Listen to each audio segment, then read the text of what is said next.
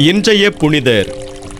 இறையேசுவில் எனக்கு பிரியமான சகோதர சகோதரிகளே, இன்று நம் அன்னையாம் திரு அவையானது தூய சைமன் ஸ்டைலைட் விழாவை கொண்டாடுகிறது. 60 அடி தூண் மேல் முழந்தால் படியிட்டு கொண்டு தன்னையே ஒருத்து ஜெப தவ வாழ்வில் ஈடுபட்டு வந்த துறவியான சைமனை சந்திக்க ஏராளமான பேர் வந்து போனார்கள். நிறைய பேர் அவருடைய ஜெபத்தின் வல்லமையால் குணம் பெற்று வந்தார்கள். இந்த செய்தி சிரியா பாலைவனத்தில் தனிமையில் நோன்பிருந்து ஜெபித்து வந்த மற்ற துறவிகளின் காதுகளில் எட்டியது.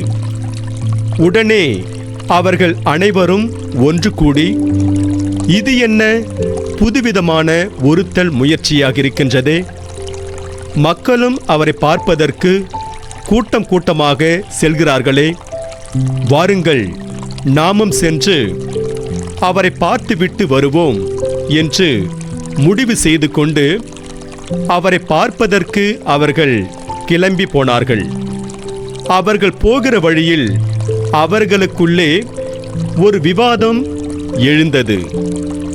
ஒருவேளை நாம் அவரை பார்க்க செல்லும்போது அவர் மேலேயே இருந்து கொண்டு நம்மிடத்தில் பேசினால் அவரை என்ன செய்வது என்பதுதான் அந்த விவாதம்.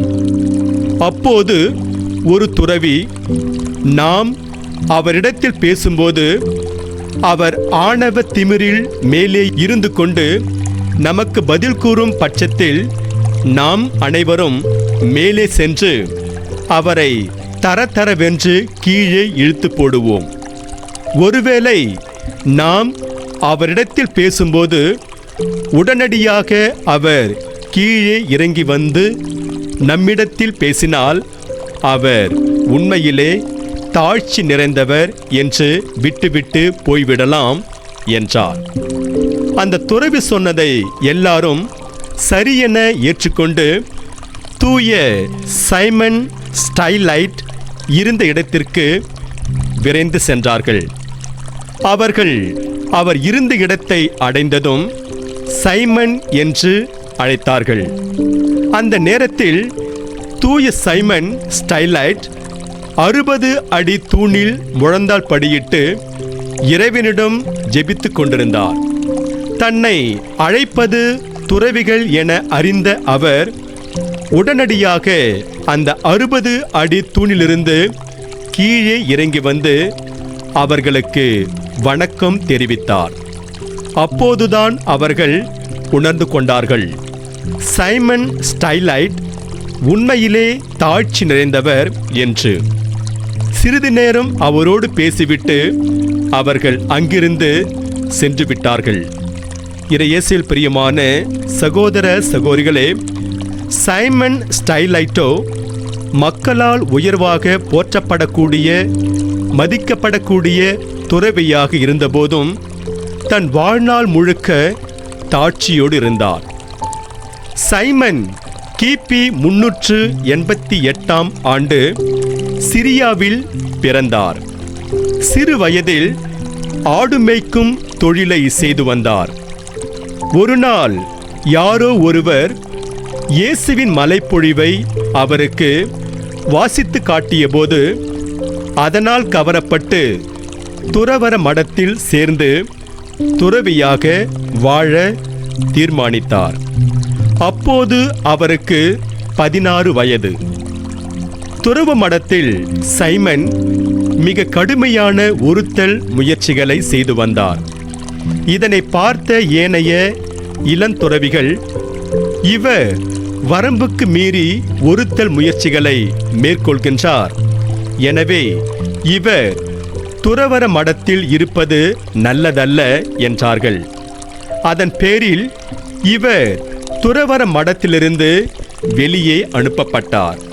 அங்கிருந்து வெளியே வந்த பின் ஷேக் பிராக்கட் என்னும் குன்றில் ஒரு குடிசை அமைத்து அதிலே 1.5 ஆண்டுகள் தனியாக இருந்து ஜெப தவ வாழ்வில் முன்னேறினார்.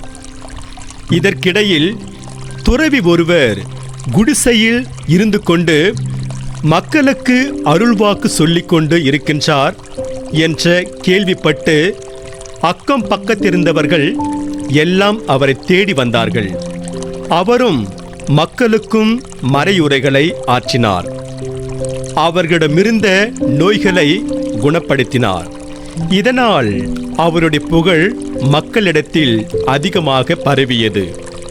மக்கள் கூட்டம் அதிகமாக வருவது தன்னுடைய ஜெபத்தவ வாழ்விற்கு சிறிது இடையூறாய் இருக்கின்றது என்பதை உணர்ந்து அவர் பக்கத்தில் இருந்த ஒரு குன்றில் 10 அடிக்கு ஒரு தூண் எழுப்பி அங்கேயே முழந்தாள் படியிட்டு ஜெபிக்கத் தொடங்கினார்.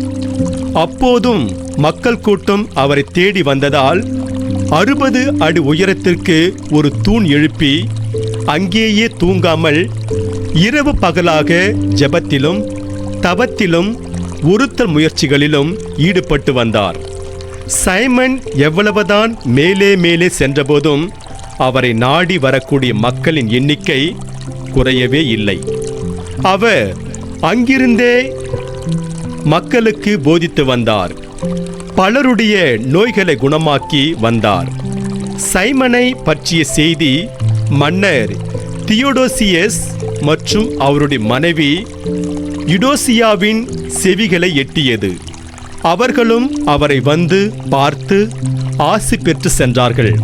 சைமன் மக்கள் கொண்டு வந்து கொடுத்த காய்ந்த ரொட்டி மற்றும் பாலை கொண்டு தான் தன்னுடைய பசியாற்றிக் கொண்டார்.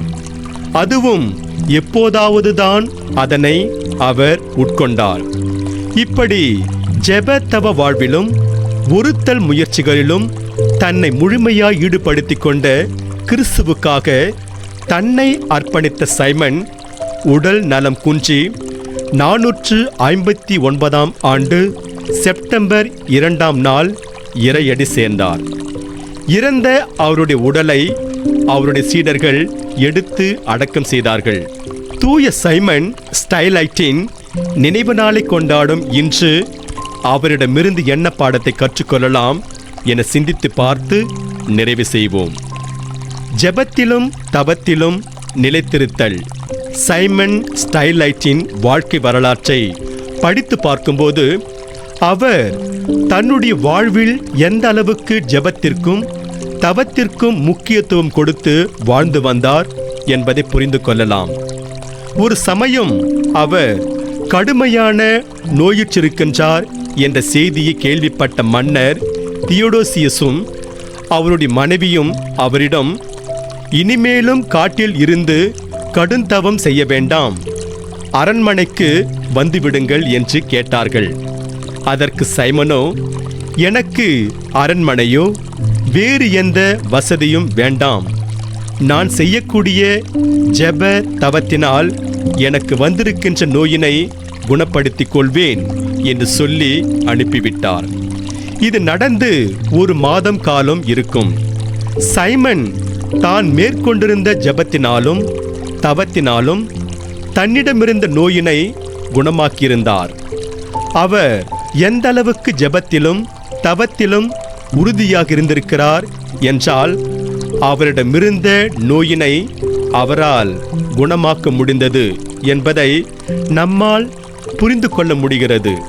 நற்செய்தி வாசகத்தில் இயேசுவின் சீடர்கள் அவரிடம், அதை ஏன் எங்களால் ஓட்ட முடியவில்லை என்று கேட்கும்போது இயேசு அவர்களிடம், இவ்வகை பேய் இறைவேண்டலினாலும் நோன்பினாலுமே என்று வேறு எதனாலும் வெளியேறாது என்பார்.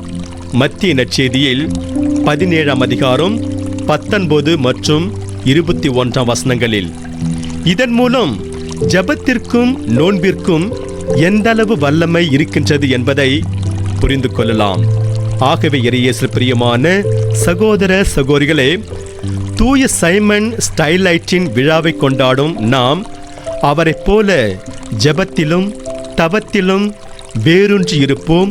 அதன் வழியாக இறையருளை நிறைவாக பெறுவோம். இறைவன் உங்கள் அனைவரையும் நிறைவாக ஆசீர்வதிப்பாராக. ஆமென்.